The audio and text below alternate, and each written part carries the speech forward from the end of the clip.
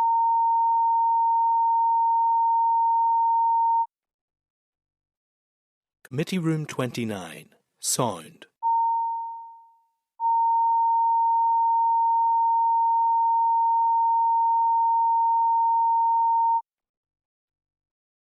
Committee Room 29, Sound.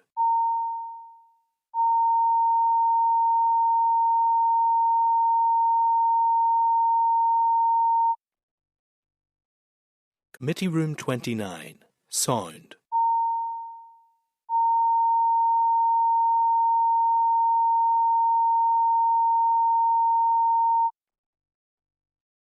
Committee Room 29, Sound.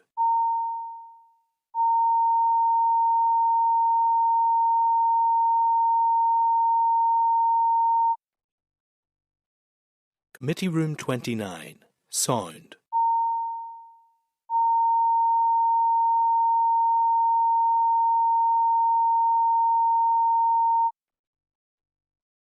Committee Room 29, Sound.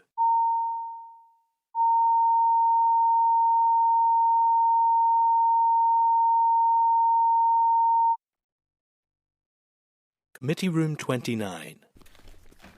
So in the meantime, the committee agreed. Has everyone agreed that those amendments should be proposed on behalf of the committee, or do you want to decide after the?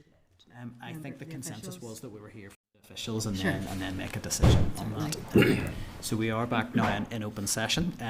So just during that closed session, we had a discussion around a couple of potential amendments to clauses 2 and 9, but it was agreed that we would seek a little bit of advice and further input from the departmental bill team. I think we also have some representatives from GTC online as well with us. So thank you for making yourselves available to the committee today. I hope this will be a fairly quick session here, but it was just to pick up on a couple of issues from the evidence that we heard. So in particular, I had wanted just to pick up around clauses 2 and 9, and I think when you initially presented to the committee when the bill was first introduced, the clause 2 and 9 they both got some discussion, and certainly in the teaching unions evidence they were both highlighted as raising some concerns, and it is around the use of the language require or authorise, and that particular power that is created for the department to be able to require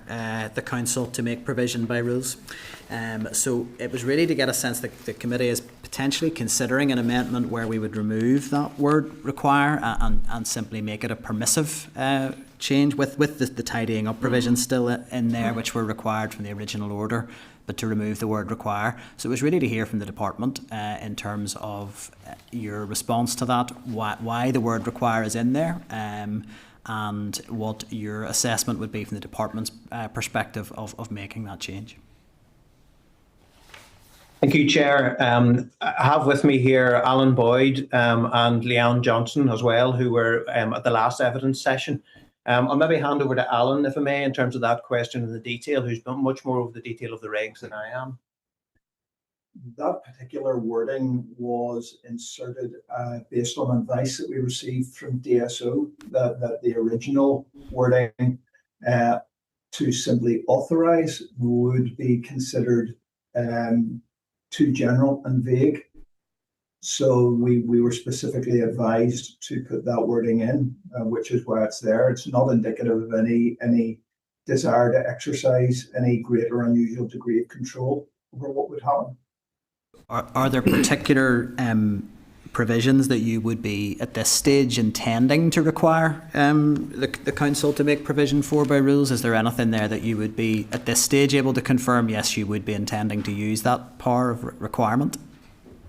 I mean, at the moment, we are still talking at quite a high level, but in our minds, at the moment, we are talking about very high level stuff, such as the council determining the provisions for the tenure and vacation of office by its members, and for the establishment of standing committees or committees and subcommittees on a more ad hoc basis. So it's about us giving them or requiring them to take those actions in pursuance of the functions that they'll be required to exercise, particularly all of the disciplinary committees and subcommittees. Would you be aware of the teaching union's concerns that that phrase require in both clauses 2 and 9 they feel just creates a context where the council is not really demonstrably independent from the department and can effectively just be directed at any stage on these points? Can I get a sense of how you would respond to that?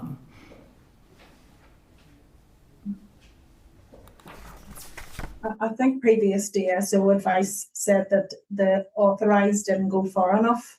It's not really a power to direct as such that they may require, and sort of from the OLC advice that we were given, it's not a directing power, but a power that we may say, we may require you to put in rules, the information about the tenure and set out those in rules, but it's not supposed to be a directive power, but we have been going on the previous DSO advice that we were given that authorised didn't sit far enough and didn't give us the proper kind of authority for GTC to make the rules. Okay. I suppose I'm not completely clear in my mind of what the difference between directing the council to do something and requiring them to do something in law is. That they seem to me to be fairly close in terms of their effect. Would you have a response to that, or how you would articulate that difference? Well, I think what we'll do, Chair, would make more sense actually is if we will revert back, we will talk to DSO and OLC, and we'll come back with something in writing that clarifies it better, because it was clearly on there and there certainly on DSO's advice. So if that would assist the committee, we will provide something in writing that tries to explain why that is required. If you could do that, that would be helpful, and I would suggest it would be helpful, I think, to get a sense of if the word require was removed, what impact that would have in terms of the functioning of the council. That would be helpful for me to understand that. I would just highlight the timescales. We would be hoping to move to our formal clause by clause consideration of the bill next week, so I don't know if that is something that could be turned around in that timescale. Obviously, we are getting very near to the end of committee stage, so it would be helpful if that could be provided. And I think this question was asked following last week's committee session anyhow. Okay, no, that's fine, Chair. We'll do what we can and we will get in contact with DSO straight away. No, that's appreciated. Look, I just wanted to ask one other question before I bring any other members in. It was just on the back of your correspondence around the committee's sense that what's on the table here with this bill is a divergence from the Welsh model, and I think your correspondence does acknowledge that it's not just lifting the Welsh model wholesale.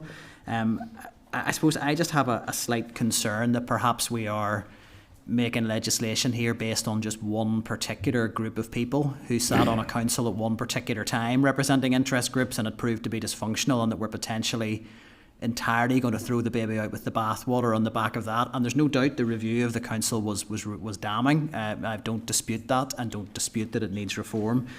But I do just note that Welsh model has a nomination process that precedes the appointment process. And is that something that would the department be prepared to move on that or consider that at all, so that we can get those assurances that we have individuals who are properly representative of the teaching profession on there? Well, the Welsh model, Chair, as you know from our response, is aligned in terms of the public appointments process. So they follow a very similar process of public appointments that we're proposing to do in this case, as do most ALBs. So, there is absolutely nothing to stop trade union representatives, providing they are teachers, applying through that process. So they can self-nominate by application. So, the fact that we actually are going through a recruitment process to try and get the right skills, and as you know, the concern the unions have expressed is about not having proper or sufficient teacher representation. But again, we believe we have dealt with this by requiring half of the board or the council to be teacher nominees and teacher representatives, rather than teacher nominees. But they have to be applicants from the teaching profession, so they will be represented. So we feel we haven't just looked at the Welsh model. I know that has been referred to quite a lot here, but we have looked at what has happened in other jurisdictions as well. And we believe this was the best all-round solution, not as a knee-jerk reaction to what happened in the past, but as a process to ensure that the correct people are appointed to the board and able to fulfil the roles and represent the function correctly. Okay, thank you. And look, I think just for clarification, the committee's correspondence around the Welsh model, I think largely arose from the fact that I think in your evidence sessions you had suggested that what was being proposed was most closely aligned to the Welsh model. So I think that is why we have picked up on that. But the research paper that was provided to us did suggest that it was certainly not a direct like for like. Look, that's all that I have in terms of questions. Anything else from any other members? Deputy Chair, no, David.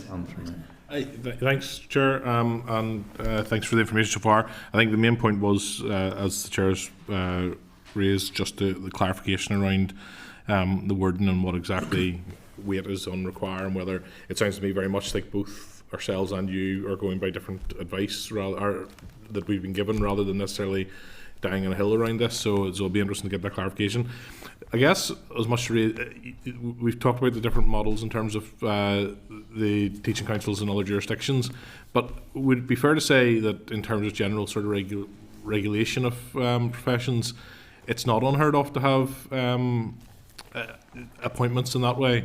I mean, I'm thinking particularly, I used to work for the General Medical Council. I'm pretty sure that the General Medical Council is made up of appointees, 6 of which are from the medical profession and 6 other appointees. So have you looked at other models, and is it fair to say that there are similar regulatory bodies and professional bodies out there with this model, even if it's not necessarily the Welsh model? Yeah, we have, rather than be sort of bounced into any particular ones, we have a document where we have done those comparisons, and we could look to review that and provide at least a synopsis of that to you.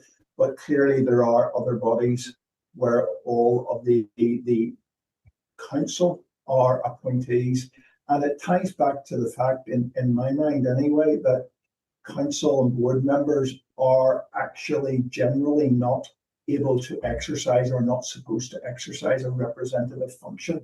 They come onto the board and they are charged with supporting the work of the board, not with representing any external interests whatsoever. It may inform their thinking, but they cannot directly advocate or represent those bodies.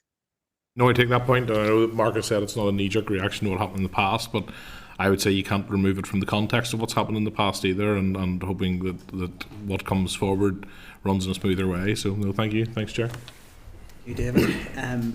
No other indications, so unless there's any other contributions from the department or the GTC side, happy to close that there. So thank you all for your time and for making yourselves available, and if we could have that correspondence through on that point on clause 2 and 9 would be very helpful. Thank you. Okay, thank you, Chair. Thanks. Okay, so just wait for the online witnesses to come offline, so that's us. So I think that's the end of any discussion, I think, around the amendments at this stage. So could I just ask the clerk to summarise if there's any other actions before we would move into the informal clause by clause at this stage? So just the committee will wish to be aware that there is further clarification coming from the department on 2 matters which were raised last week, and one of which you've dealt with again, and that you just wish to consider, the timings. The committee stage ends on the 27th, so we were anticipating going to formal clause by clause decision making next week, and hopefully the officials will have managed to get replies in the round to satisfy everyone for that. But the committee will want to consider whether to, wait for the advice or take decisions on the basis of what you've heard just now. And obviously, what the committee does in any case is recommend its position, state its position at this stage, make recommendations as to the amendments that it is considering making, or it has agreed to make, and then report that to the full assembly for the amending stages. So the amendments aren't actually made in committee, that will happen later in the process. So yeah, hopefully all of the information will be in to assist your process next week. Okay, thank you for that. Yeah. So I think if we're going to move into informal clause by clause, that would be moving into closed session again, if members' agreement. We all agreed? Committee Room 29,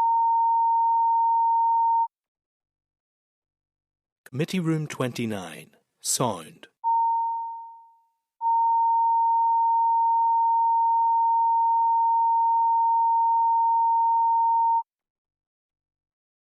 Committee Room 29, Sound.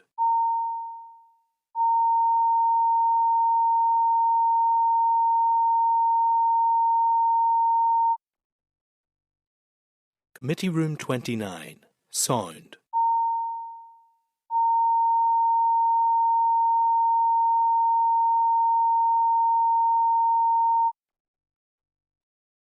Committee Room 29, Sound.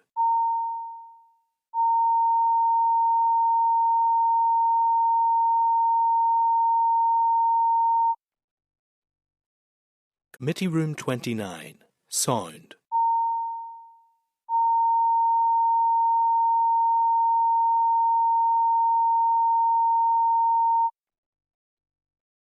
Committee Room 29, Sound.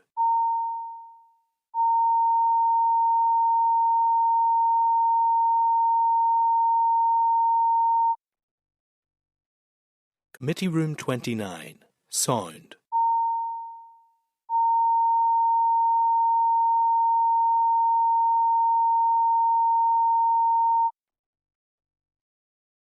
Room 29, Sound.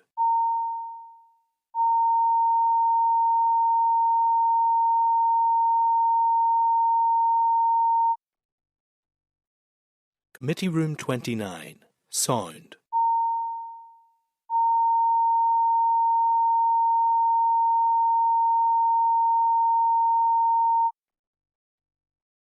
Committee Room 29, Sound.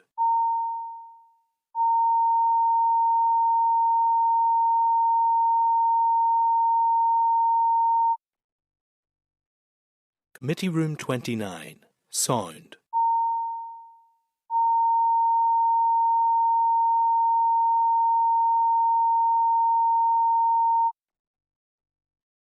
Committee Room 29, Sound.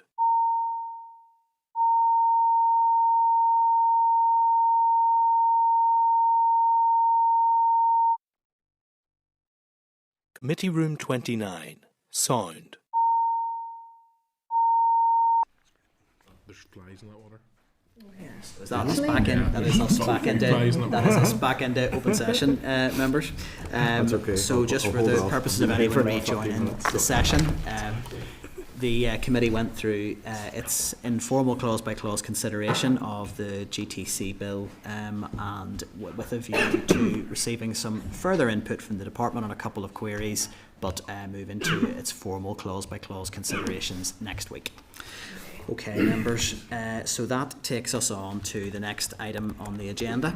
It's item 7 in your packs, and it is an oral briefing from Department of Education officials on the Education Holiday Meal Payments Bill.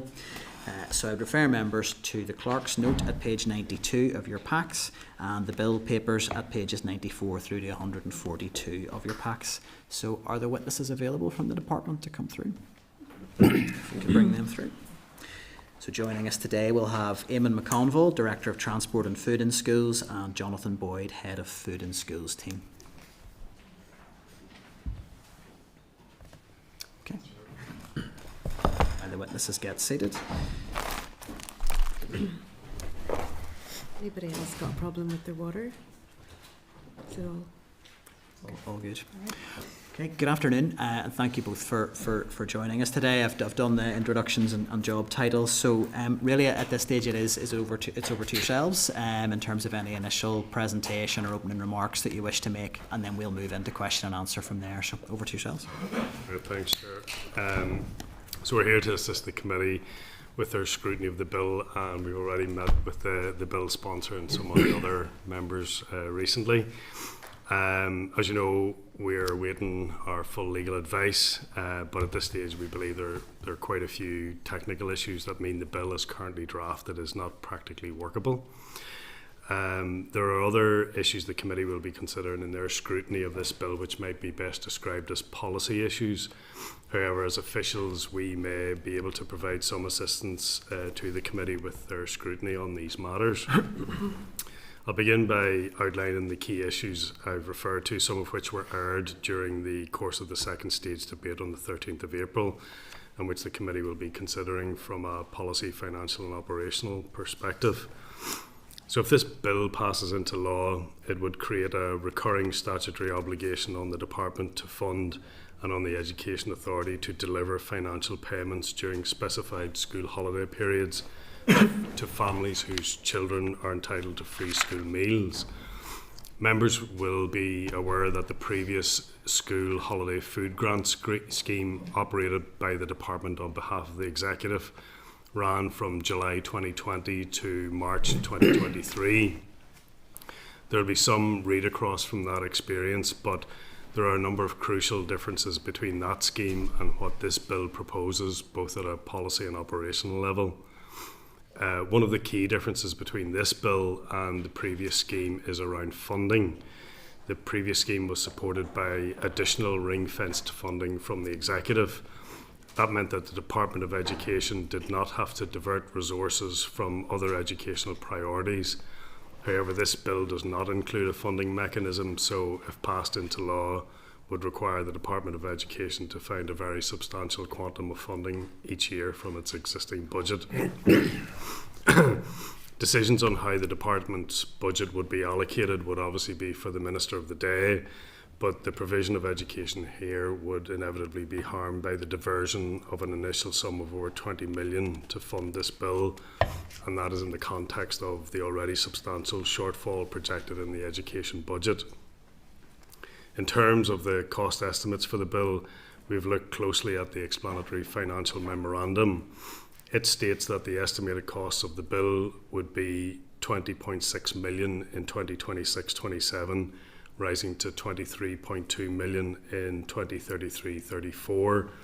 We believe that these costs are significantly underestimated for a number of reasons. The memorandum uses 70 payment days. However, if payments are to be made from the 1st of July to the 31st of August each year, then there would be 74 eligible days in most of those years, with a small number having 75. The cost estimates for the bill also ties the value of the holiday meal payment to the price of a school meal.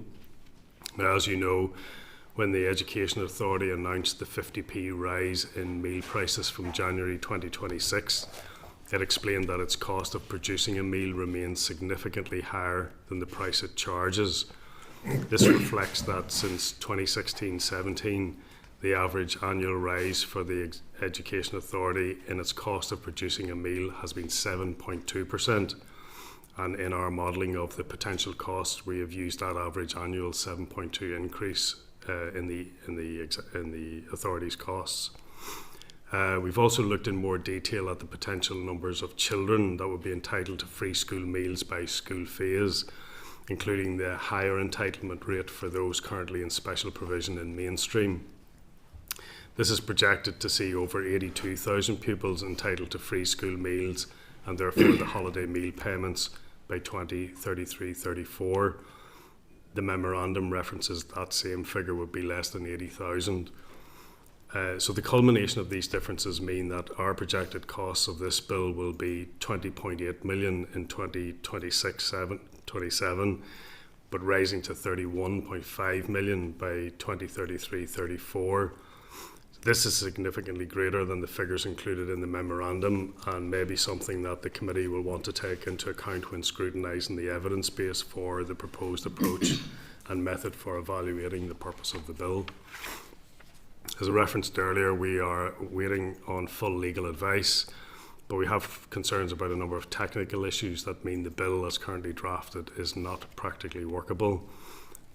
Time obviously doesn't permit me to go into all the detail at this point, but just to flag up some of those areas of concern. The first is that there is no single price of a meal for a post-primary pupil. At primary level, there is a single price, and that can be used for a holiday meal payment if that's what the Assembly decides.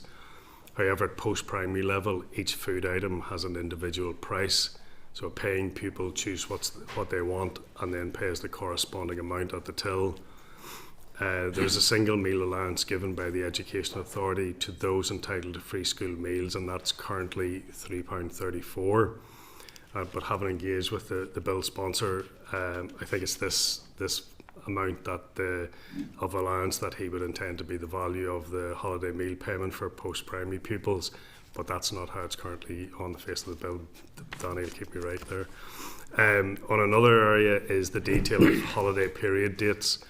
Schools have the autonomy to determine their own holiday periods. This means that, for example, some schools would start the academic year on differing dates at the end of August. Some schools may even have individual year groups starting on different dates. Under the school holiday food grant scheme, the same dates of each holiday period were applied to all recipients. It would therefore be practically unworkable for the Education Authority to adjust payments to take account of each holiday calendar for over 1,000 individual schools. Another concern over the practicality of the bill as drafted relates to the payment needing to be made to a bank account. And whilst this will inevitably be the method of payment in the overwhelming majority of cases, experience from the school holiday food grant scheme suggests there will be a need for some flexibility on payment method. For example, the Education Authority could issue cheques to those without a bank account or to the Aspen cards of asylum seekers. And finally, Chair, there's just some references to existing legislation within the bill that we believe are not needed. But at this stage, we're just simply flagging up all of the issues I've just mentioned, so the committee is aware of these at this point, as you may want to take them into account during your scrutiny of the bill. So that concludes a very quick run through, but happy to take any questions. Well, thank you. And you'd referenced that the department hasn't had full legal advice on this yet. I mean, can I assume you'd be able to return once you've had that to maybe deal with some of the provisions in the bill in more detail from that perspective? I would think the committee would hope to be able to engage on that once you've had that advice. You opened up your presentation with reference to the funding, so clearly there is a big price tag to the bill. Has the department, even at this early stage, given any thought or any consideration of how you could utilise the Children's Services Cooperation Act to bring other departments to the table around the pooling of resources? There are clearly other departments that have some duties in this space around tackling poverty. Is that something that has any consideration has been given to at all? We haven't worked through the bill in its entirety, and as you say, we're waiting for some legal advice. But no is the answer. But I suppose the duty in the bill means that it'll be for the minister to decide how he resources this bill, regardless of our advice. You've not considered whether other departments could be brought to the table for any of the funding? Not at this stage. No, not at this stage. Okay. And I just wanted to pick up as well, you made one point in particular around the cost of a meal at post-primary, and I know the bill sponsor has taken a different position to what the department has. When the scheme previously ran, there must have been a mechanism to deal with post-primary then. How did it operate under that scheme? It was the allowance that he publishes, so... Do you believe the bill needs to be amended to make that clear for it to give it the effect intended? Yeah, I mean, I suppose the way it's drafted currently, how would you be able to determine, be practically, administratively, it would be very impossible, I would suggest, to be able to calculate or record the amount that a child spends on differing items, each individual child. Whereas with the holiday food, the previous summer holiday food scheme, there was one single amount that the EA had, the EA allowance basically. So the potential, from the department's perspective, potential requirement to actually give this practical effect, there would need to be an amendment around Yeah, how that is I drafted. think just as currently drafted, it just isn't practical. Okay. And one other just very quick question, and then I'll bring other members in. Does the department have a view at all around the current provisions around commencement in the bill? So is it the next holiday period? Is that something that you feel the department would be in a position to deliver? Not at this stage. We haven't a view on that, Chair. That's all from me at this stage. Deputy Chair, did you want to come in? Yeah, you said, Eamon, that the provision of education would be harmed by the diversion of funding. to this particular issue. Yeah, how can you stand over that statement? Well, the duty that the bill places on the Education Minister would be for the Minister to decide. Well, the Minister could prioritise this issue and take funding from other areas. And if he wanted to, he could take money from Transform Ed, for example. He could take money from the phone pouch pilot. He could take money from other areas as well. So, I mean, to make a statement that this would harm provision of education is a slight exaggeration, isn't it? Well, as you say, the Minister will have to decide what doesn't get funded. Yeah, but no, that's okay. But you're saying it would harm the provision of education. I'm asking you to explain how it would perform if the Minister can take funding from other areas. Let's say, for argument's sake, the Minister decided to withdraw the funding from the phone pouch project. Would that harm education? Any advantages that are for education that are applied through the phone pouch would therefore obviously not be, I beg your pardon, would not be achieved. So, but again, that would be the Minister's choice as to how, what he would prioritise. Yeah, but he's running a pilot in a small number of schools. Even if that pilot is successful, it's going to cost multi-million pounds to roll that out. If the withdrawal of that funding, if that funding was withdrawn from the phone pouches and put into this holiday hunger bill, provision of payments for children who are on free school meals, I mean, I think it's, you're using vocabulary and terminology that's emotive. Our education system will be harmed if this bill is passed. And that just isn't true. And I mean, I'm asking you to stand over that, and I don't think you can, but I'll give you another opportunity. So any advantages or any benefits from any part of the Minister's responsibilities that don't get funded as a result, if funds had to be diverted, any benefit from those would be lost. Okay, let me turn this round then. If we have a situation where there are children undernourished during school holidays, and bear in mind, I mean, education doesn't finish during the school holidays. There are summer schemes going on, kids taking part in them. I know my kids get loads of stuff home with them during holidays to work on and all of that. If kids are undernourished during holidays, they're not going to be able to perform to an optimum level. But if they were being well fed and being properly nourished, that could have an advantageous effect on our education system, couldn't it? Well, I mean, again, those are matters for the Assembly and the Minister, Pat. I mean.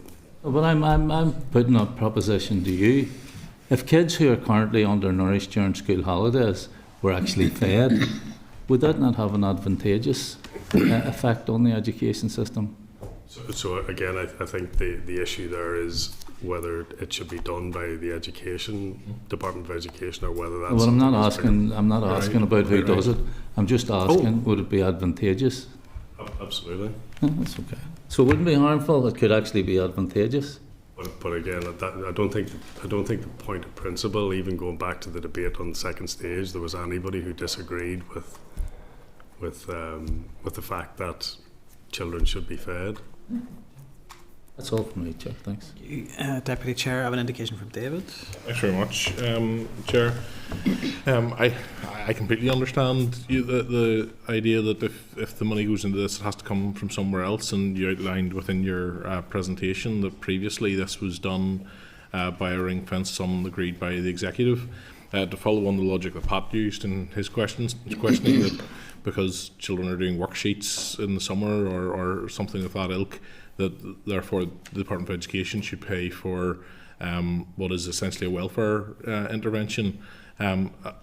Kids would be healthier if they were getting a good meal during the day, during the summer, but surely that would involve the Department of Health. You know, we can draw those sort of abstract lines everywhere. The reality is that poverty is a wider issue. It's a welfare issue. It's an issue that covers numerous different departments, and the right way to do this, if we want to do this, is to look at this as an executive priority. Would you agree with that?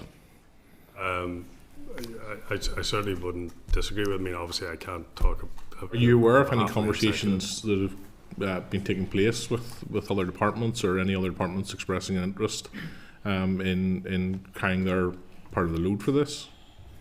We haven't had any conversations specifically around this bill, but we do contribute to various groups and working groups in relation to the anti-poverty strategy, in relation to the food strategy framework. You know, so there's a lot of work going back to your point in relation to the piece of legislation. There is work going on, you know, across many departments that you know, would be classed under the CSC Act, you know. Yeah, and you're absolutely right to observe that nobody in the chamber argued against children being fed. Nobody argued that we don't have an issue with poverty to be addressed, childhood poverty in particular, and that comes from families being in poverty as well. That's a wider issue, and we all think that should be addressed. But executive ministers, including Sinn Féin ministers, if they want this to be addressed, have an appropriate place to do that, and that's to bring it to the executive and work towards it as an executive priority. I understand that Danny's motivation is both valid and you know, genuine, but I have to say I still maintain the view that personally, Chair, that this is a welfare intervention by any other name, and that this is not the appropriate route to be dealing with it. Thank you, Chair. David, any other indications from any other members? Yeah, I was just going to do a wee. I'm going to be honest. I was a wee bit disappointed of how you portrayed that there. It would be a disadvantage in education by having this bill in. Like, in all my evidence and the groups that I've spoke to, children come back to school weeks, if not months, behind their peers. So that's why I believe education has a part in it. And I have no doubt if department officials from communities were sitting in front of me, they'd be saying the exact same, that shouldn't be on them, it should be on education, and passing it back and forth. I have no doubt on that. Look, I've said from the very outset, I am happy to work with yourselves and where your concerns are. Look, I will need to hear the legal side of it and the technicalities of it. I'm not a drafter. I give my policy intent to the drafter, and this is what we came up with. I do have a different view on what your analysis of it, but I can see how you came to that as well. Like, I was just in a school the other day, and I was actually asking a question around the £3.34, because you know what my intent is. So if there's a better way of doing it, 100% we'll do it together if that's what you're up for, and it'd be brilliant to do it as a committee. But it was actually the teacher who was giving off, because he says, I went down to buy a burger, and it was burger, chips, and the dessert, say, and it was $3.34. But he only wanted the burger. The burger might be only $1.50. He still got charged $3.34. So there is a set meal in secondary schools, that all my evidence that I was taking. So that's how I came to that. But if that means there needs to be tweaked with a word here and there, 100% let's do it. And that means throughout all of it, I have tried to future-proof this as well. But look, I don't think any piece of legislation was ever going to be ready for us go, and that's why you have committee stages. So I would really, my ask really is from, I'm rambling a bit because I want to explain that, but I just want a commitment from yourselves that you will come back in and try and work with us as a committee, and let's get the amendments that you would like through the committee stage, if that is possible. Would that be possible from yourselves? So obviously we're still working through it ourselves. We still have legal advice to take, and then obviously we have to brief the minister. So I think we're up before you on the 3rd of June again or something like that. So well, that would be good, because as I say, I will always say that this is the very least that education should be doing, and other departments need to be doing a lot more to tackle child poverty. It's only one piece of a wider puzzle. Like I have all the figures for everywhere. I know my own constituency, it's nearly 10,000 children that this would support, but East Belfast, it's 2,766, Foyle, 6,880. This is significant numbers of children that we could be supporting, and education could be supporting, to give them as the best possible future But for me, what I've heard, there's nothing really jumping out at me that surprises me what you've said, and I want to work with you. I do push back on the figures, because it's not my figures. That's coming from the internal raise, and they're working off the 3.5%, like the Treasury's Green Book. So I get it. You're putting a different number to that, but I can't get into that argument. I can only work with the numbers that researchers give me, and there will be that gap. There's operational issues I think you have raised. I have written to the Education Authority and asked for meetings to talk through some of that there, and they have said at this point they don't feel like there's even a need for a meeting. So some of your concerns I think you raised today could be sorted out on an operational basis as well. I think there's enough flexibility within the bill to do that. But I think that'll play out. And the last wee point I wanted to just raise was then, I do think if the House decides that this legislation goes through, that I would like to think that the department or any department would work hand in hand to make sure that then no one loses out. And I take your point on the asylum seekers, and I did have that conversation with the Department for Communities. And look, there's no recourse at the minute. That's a Home Office issue. But look, I think that's something that could be resolved between department and Home Office. I don't think it should be a big hurdle, to be honest, but it's good to be flagged up, and I think something that both departments should be working towards, because we don't want to leave anyone behind. So I think that was all from it. I just don't want you. I just didn't like when the officials come in and say you could be having a bad impact on education by doing this. This is to support children, so it is, and I think we need to give children the best pathways. And if we don't deal with poverty, you're not going to give the children that future. It's putting a cart before the horse a lot of the times. And I want to end child poverty, and I think education is the start of it. I want to see more from all the departments, and I look forward to that. I put something down on paper. It's a bill. I wish more members would do that, if I'm being brutally honest, and I would like to see more from departments. But that's my wee bit. Sorry, there wasn't many questions in that there, Chair. It's all right, Danny.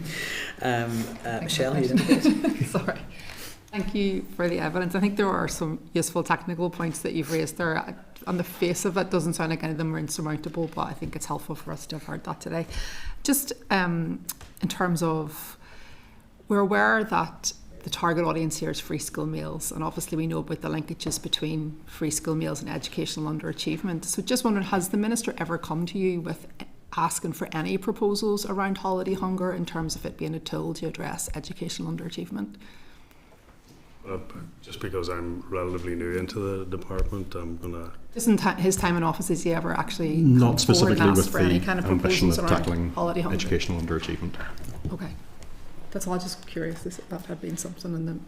Okay. There's no danger of going over time there. That's all good. That's great. So thank you for that. Could I just pick up, I don't think there's any other indications. I just wanted to check in terms of when you do come back to give evidence once you've had the legal advice.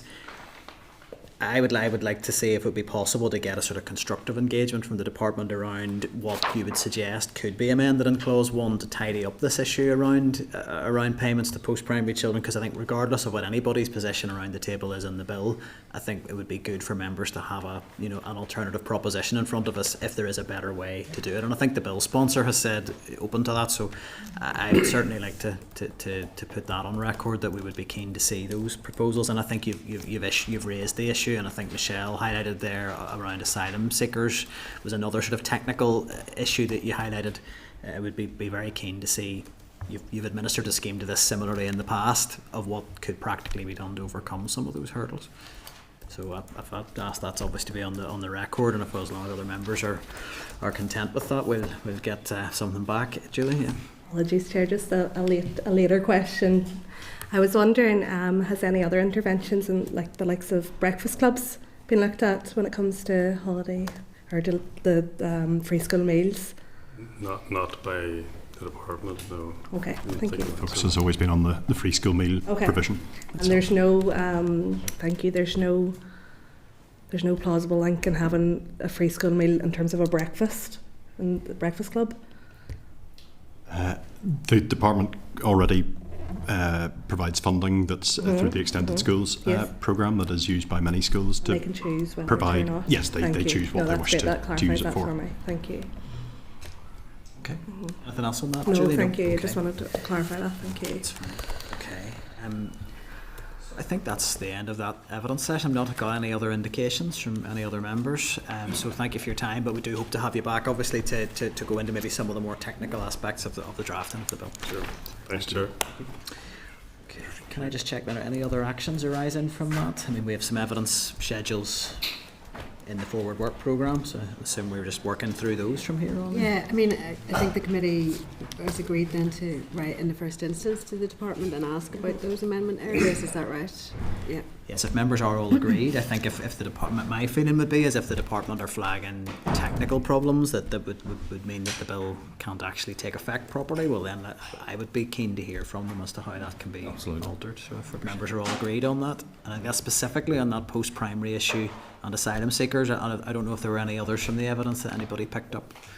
Danny, was there? Yeah, no, as I say, as it's published and how we've drafted it, you know, it is setting that price of whatever the other. I think what they're saying is you go into secondary school, you can buy whatever you want.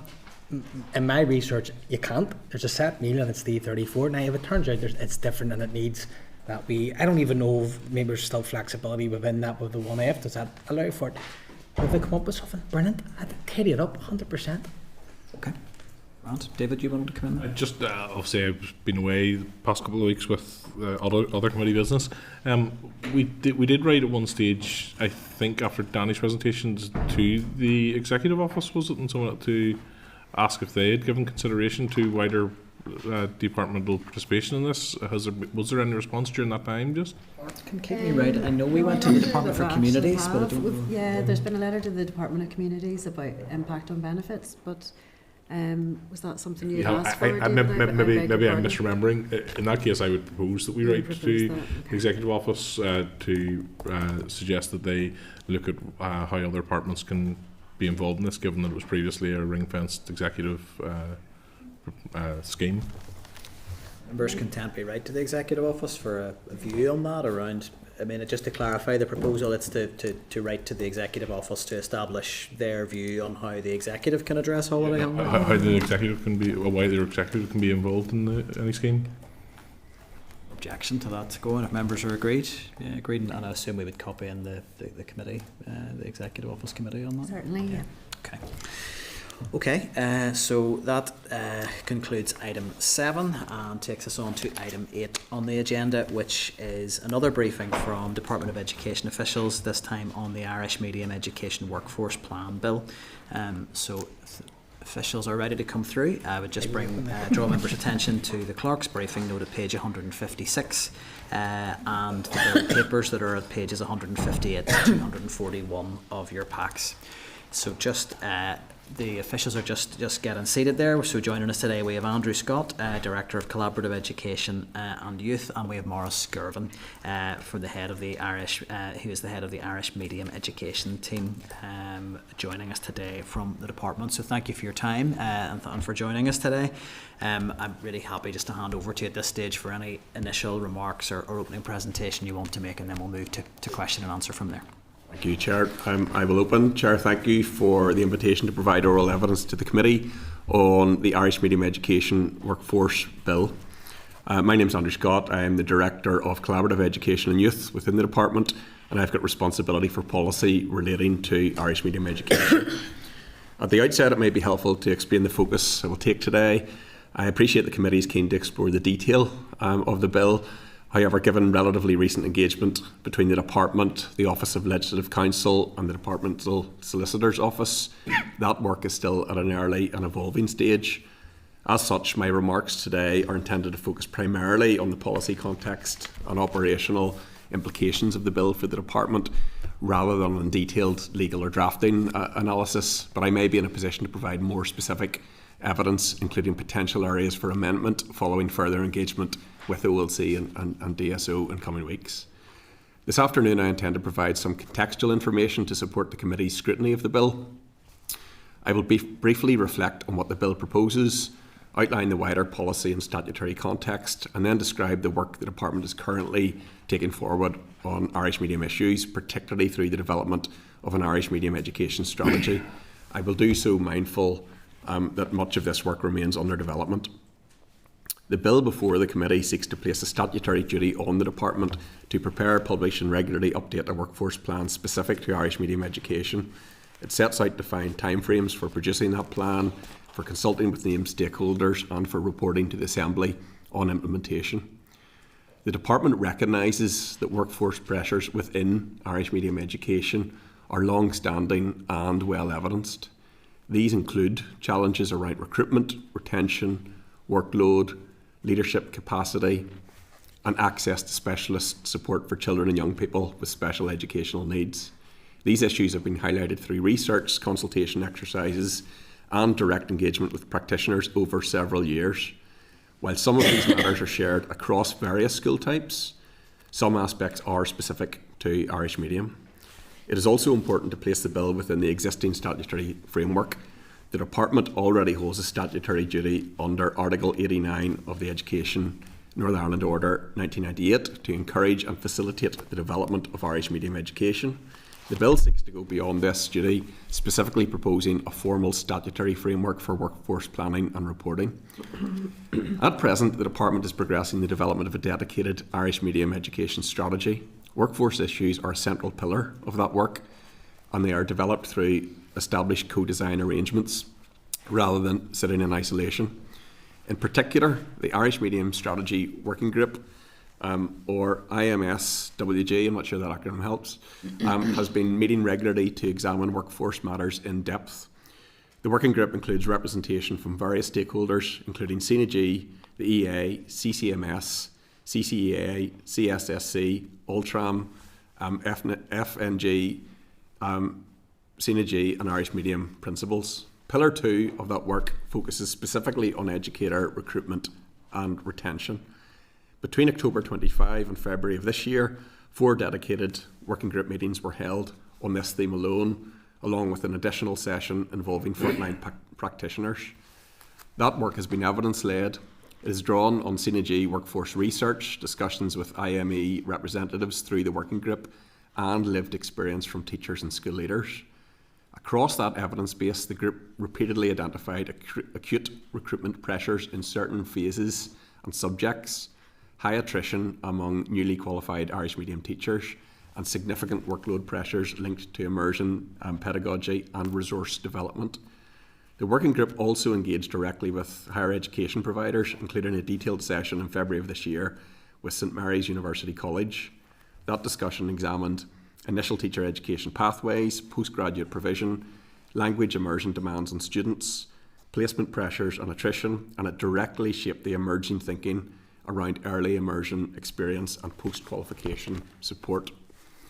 The Pillar 2 work has now progressed beyond diagnosis towards the development of a structured set of potential strategic actions. These span areas such as workforce intelligence and planning, recruitment pathways, early career support, classroom assistant roles, professional learning, workload reduction approaches and system level enablers.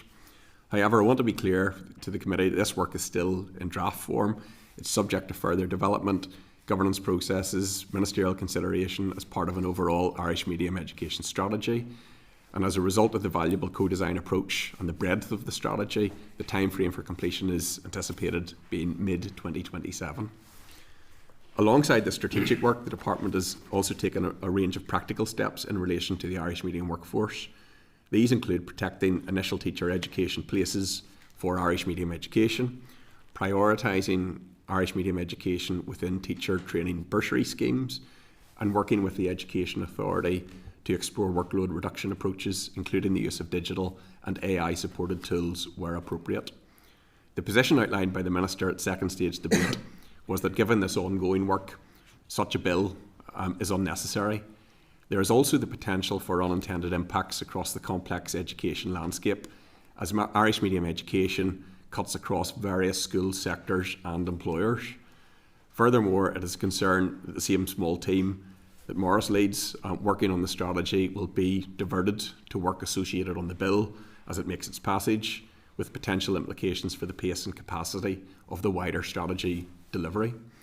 In financial terms, the bill's explanatory and financial memorandum reflects departmental estimates that the administrative requirements arising from the bill would involve ongoing costs in the region of £26,000 to £44,000 per year, largely staff costs. Any wider workforce interventions flowing from future plans would require separate policy development and funding decisions. The bill will not guarantee the availability of funding. On the bill itself, initial consideration, informed by engagement with DSO and OLC, indicates that this may benefit from some technical and tidying amendments. For example, the definition of workforce and the consistency of terms throughout. At present, only teachers are referred to as consultees. The placement of duties on the department, perhaps rather than the minister, potentially, and small things such as changing consult with to consult. There may be a need to consider broader matters, including how the bill is intended to operate across existing sectors. Irish medium education does not constitute a school management type in its own right, but rather spans a number of management types, including maintained, other maintained and controlled schools.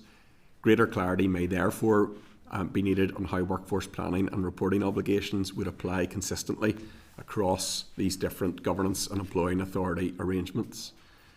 Also, potential cross-cutting impacts, such as those on health and economy departments, may need to be considered, and the feasibility of the timeframes for the plan and the reports in a way to ensure we achieve the intentions of the bill.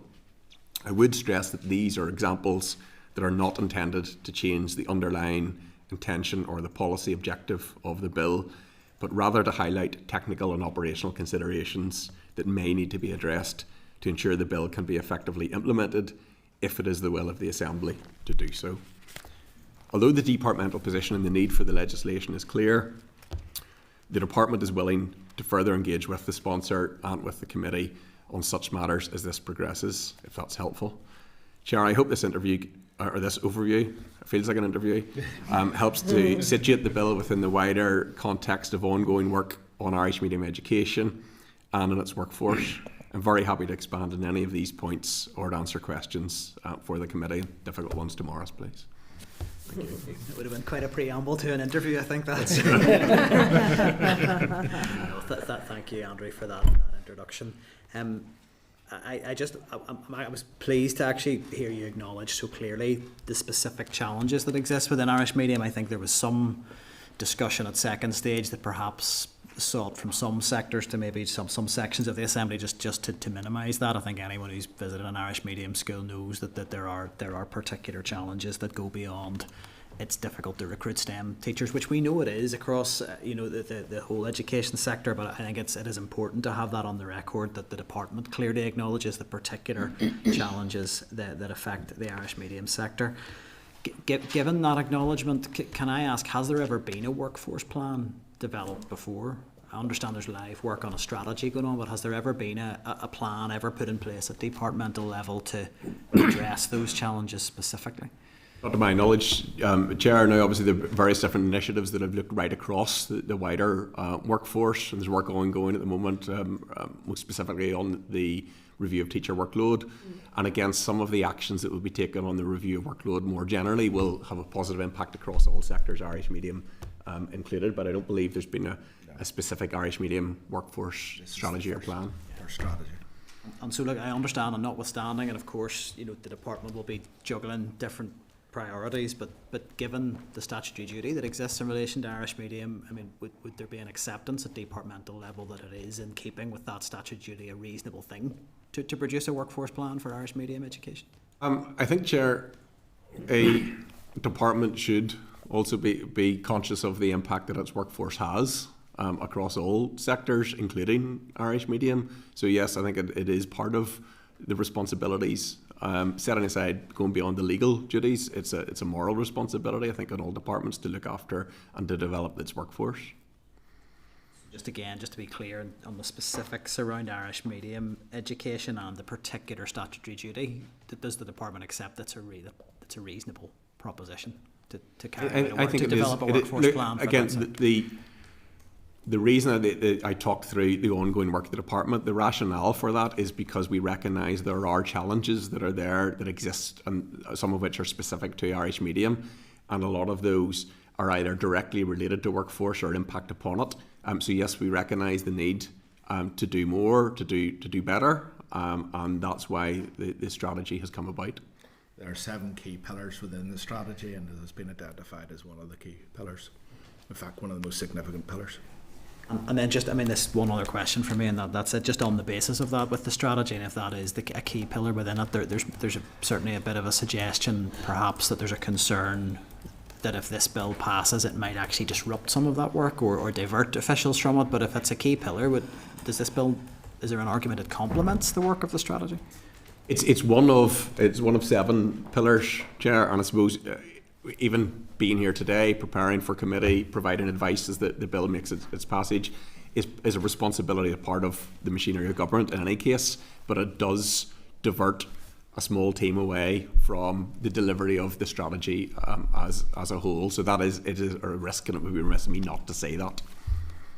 I think nothing else from me at the minute. I think probably anything else I would be around sort of maybe some of the more technical stuff in the clauses around who should be consulted with, and reference SEN as something maybe that could be highlighted in maybe a wee bit more detail. But no, there's nothing further from me. Deputy Chair, did you want to come? Yes, thanks, Chair. Do you accept, Andrew, that the Irish medium education operates in a distinct context from other parts of the education system because of the immersive nature of Irish medium education? Yes, I would agree that there are factors going to be specific to it, but it also sits within that wider ecosystem as well. So there'll be some factors are consistent and some that are unique. Yeah. And would you accept, therefore, that there's a much smaller recruitment pool when it comes to Irish medium education? Yes. Okay. So would you accept, therefore, that the one-size-fits-all model shouldn't be applied to the Irish medium sector? I think a one-size-fits-all model shouldn't apply across the board. I think any recruitment or any initiative should flex to meet the specific needs of any specific sector, Irish medium or other. Okay, fair enough. And do you accept that the workforce challenges in the Irish medium sector extend beyond teachers and specialist teachers, that it includes support staff for children with SEN, it includes classroom assistants, early years staff, leadership role, educational psychologists, and all of that? And that's been known about for a long time now. Yes. Yeah.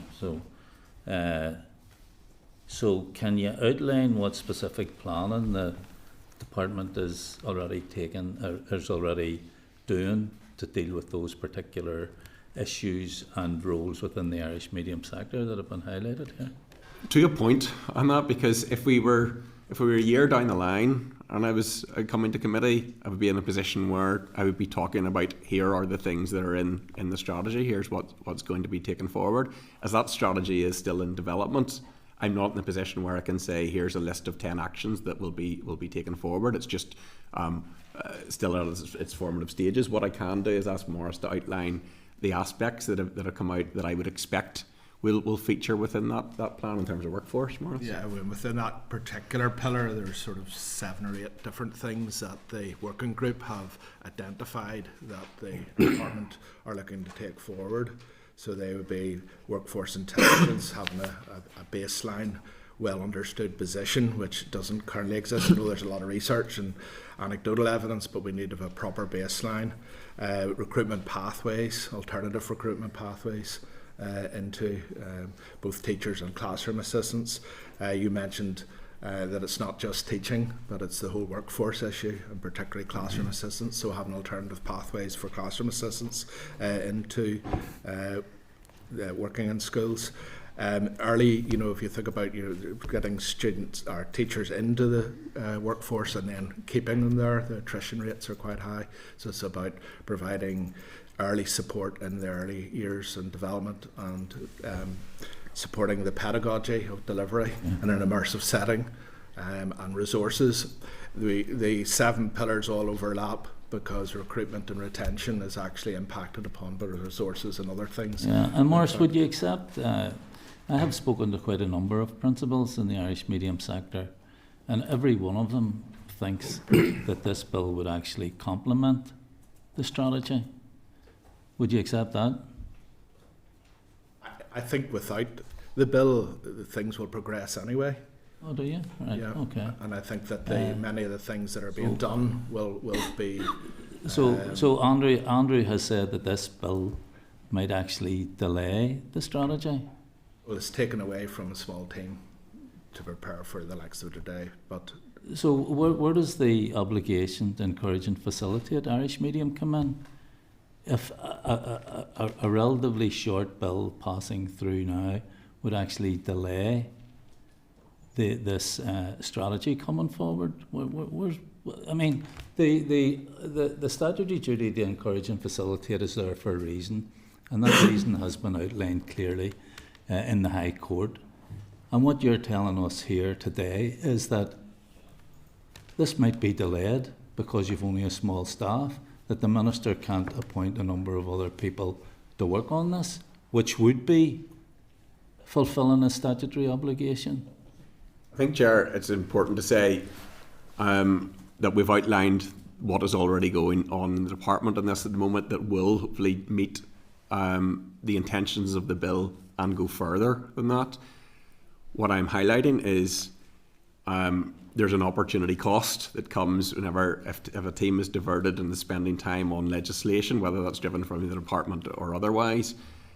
It has a risk of potentially impacting on other work. I'm not saying the strategy will be delayed. I'm just saying it provides a risk. That, Andrew.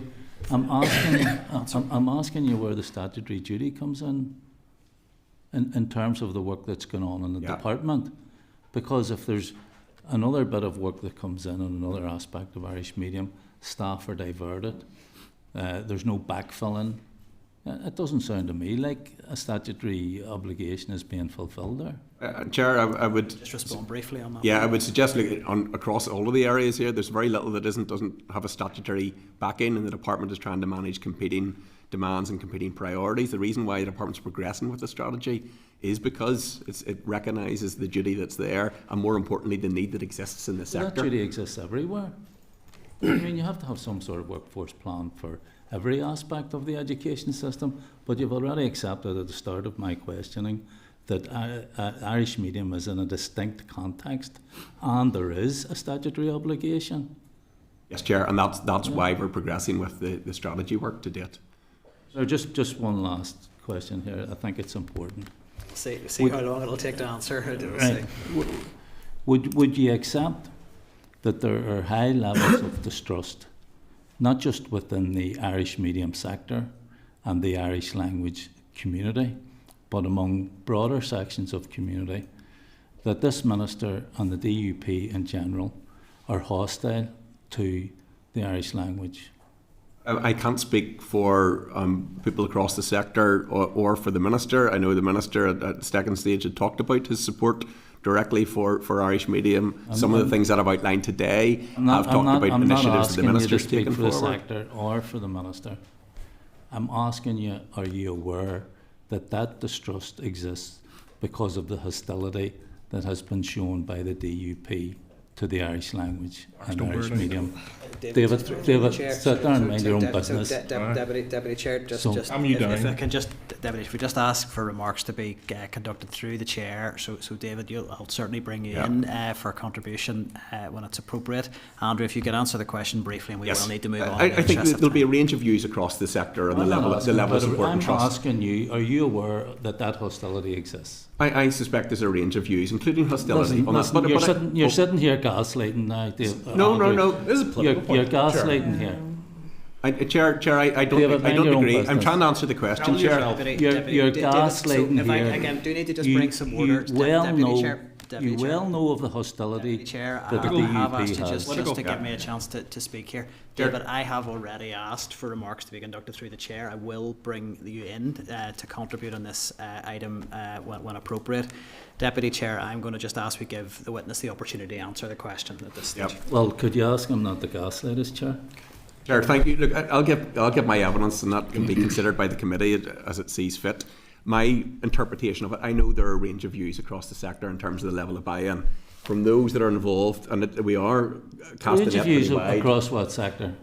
Across the Irish medium sector. No, there aren't a range of views. Well, Chair, there's one clear view across the sector, and that is that the DUP are hostile, not just to Irish medium education, the Irish language, but anything connected to the Irish culture.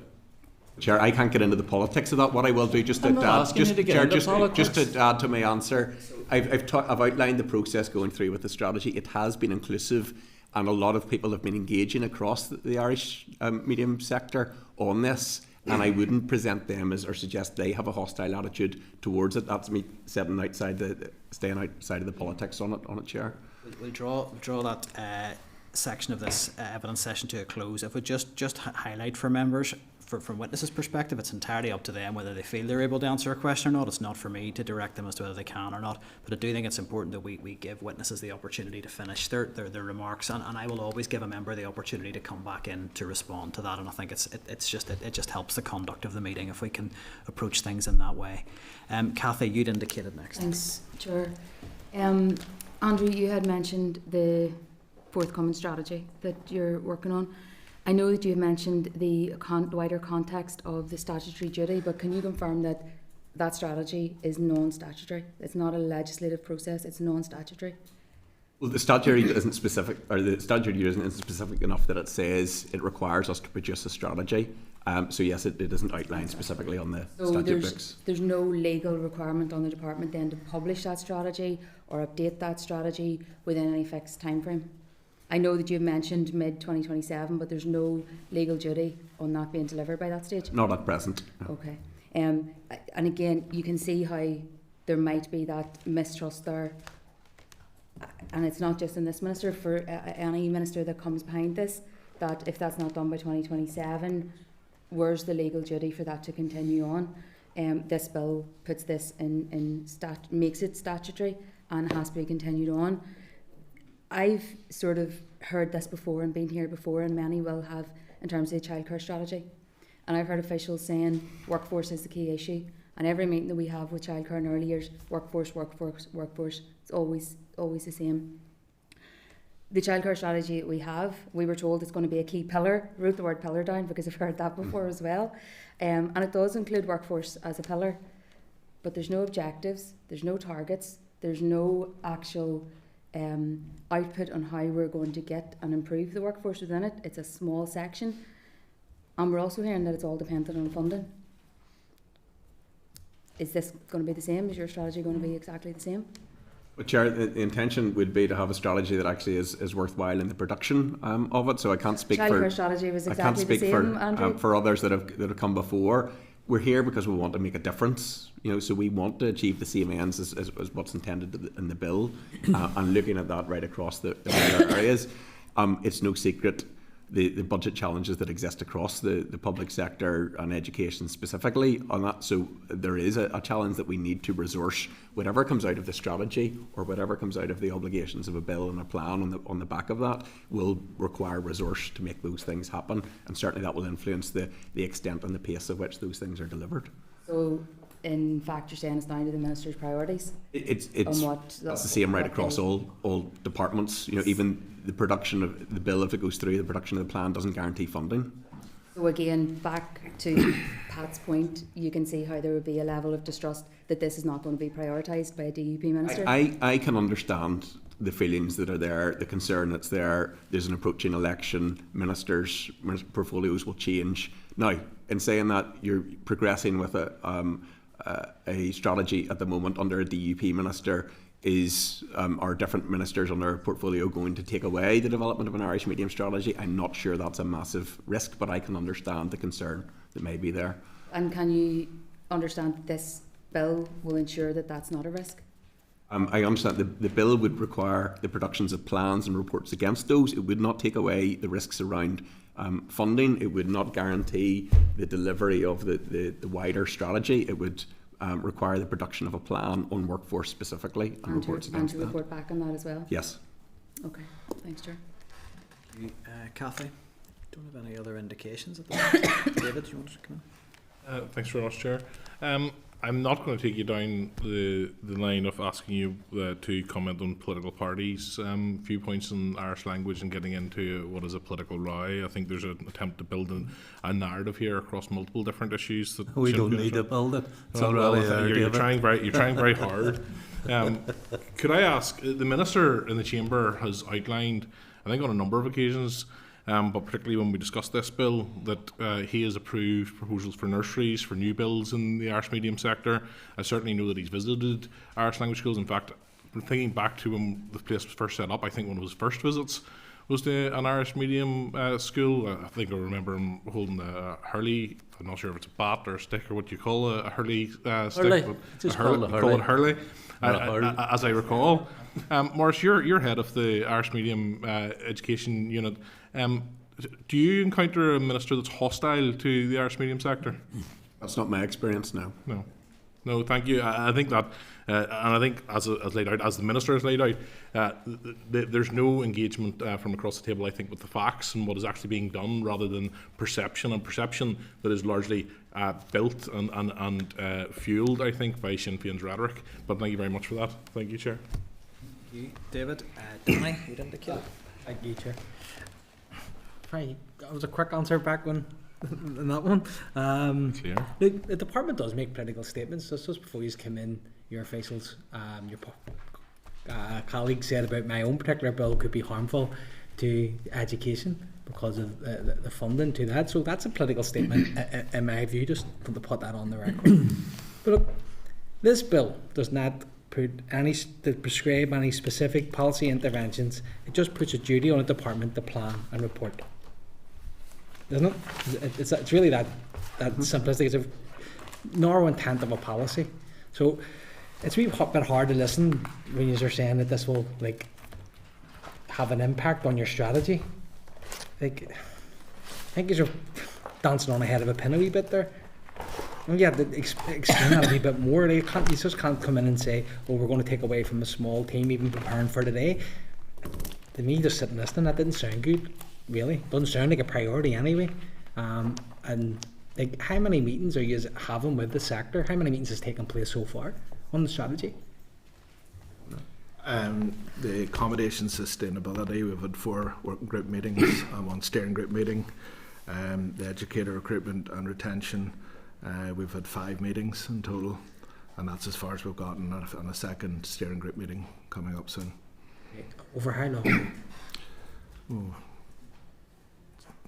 About 6 or 7 months. And a lot of meetings in for that period of time, to be fair. So there are key meetings, where there's lots of additional meetings in preparation for those meetings as well. Yes, but you see my point. So there's no duplication here then. So this bill won't duplicate anything at all in your strategy. To be confirmed, Chair, on that. It really depends on the detail of that. If the consultation, the engagement we've had in the development of the strategy suffices in terms of meeting the legislative requirement, then there's less duplication there. There's obligations, obviously, in terms of producing plans and reporting. That's the primary focus of the bill. Yes. It does sound like you just come in and dance on the head of a pin here, to be brutally honest. And I feel if you're having to come in and probably sell an argument for a minister who is, in my opinion, extremely hostile, and sometimes stands in that chamber and talks about meeting the Irish medium sector in a way that's an endorsement. It's not. Participation is not an endorsement of the work that he's doing. So, thank you. Thank you, Danny. Michelle, you'd indicated. Yeah, I have one really boring question, which feels like an anticlimax now. I think it's come up last week in the race briefing, and I never asked it, and I should have. It was around data collection. To actually deliver on this, that you would need a fair amount of data collection, or maybe have you thought about that now? What would be needed anyway in the context of the strategy, which it also then would feed into? Yeah, certainly those are things that we are planning to do anyway. So one of the pillars is looking at that. We need to have better intelligence and insight of what's happening across the sector, or what isn't happening, and where the gaps are, that we need to target those, whether that's workforce or others. So that's something we need to address in any case. Yeah, but it's something that's going to form part of the strategy. Yes. Okay. That's it. I just wanted to understand. No problem. Thank you. Don't think there's any other indications. So thank you for your time on that. I think there probably will be some things we'd like to come back to you on around. You had highlighted at the start an interest in working with the committee to ensure that we get things like the consultee list right and all of that. So that might be issues that the committee want to pick up. But thank you for your time. And I wonder, just one last thing: do you have any sense on a timing when you will have had that engagement in terms of engagement with OLC or departmental solicitor around any of this to speak to? We met drafting with them last week as an initial meeting. Whenever the bill was tabled, we'd got in touch with them to seek advice at that stage.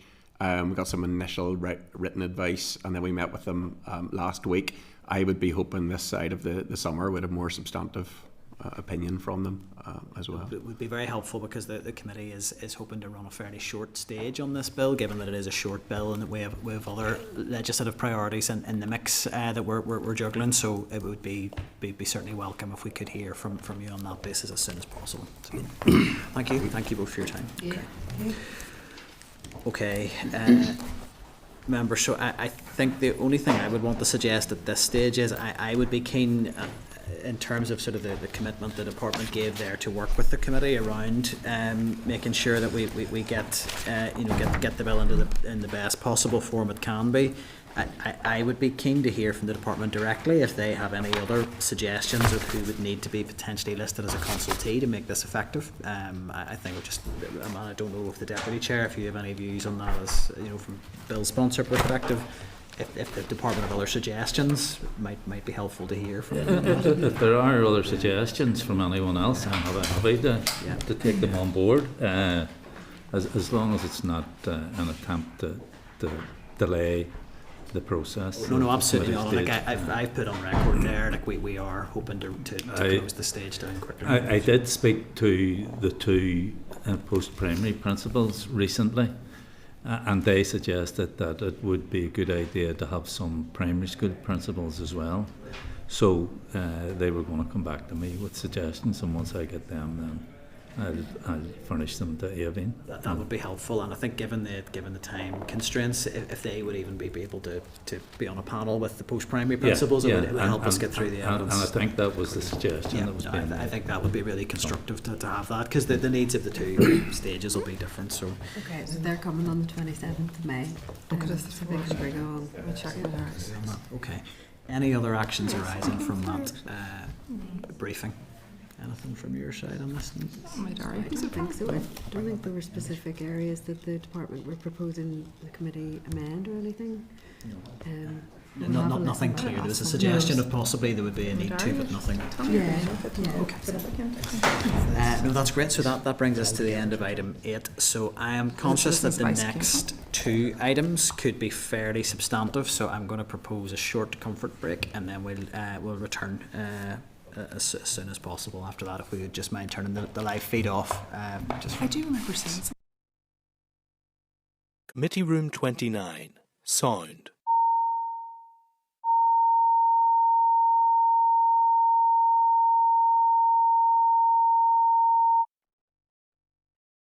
Committee Room 29. Sound.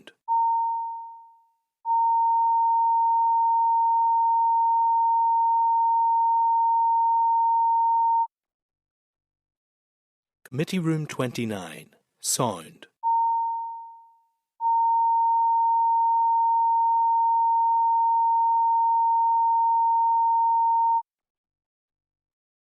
Committee Room 29. Sound.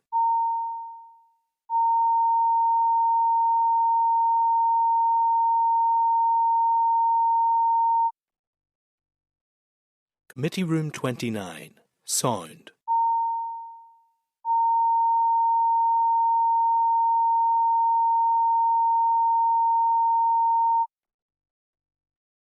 Committee Room 29. Sound.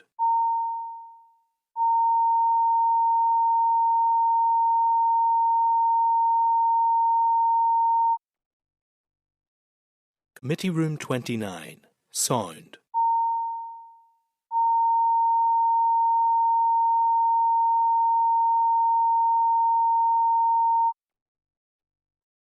Committee Room 29.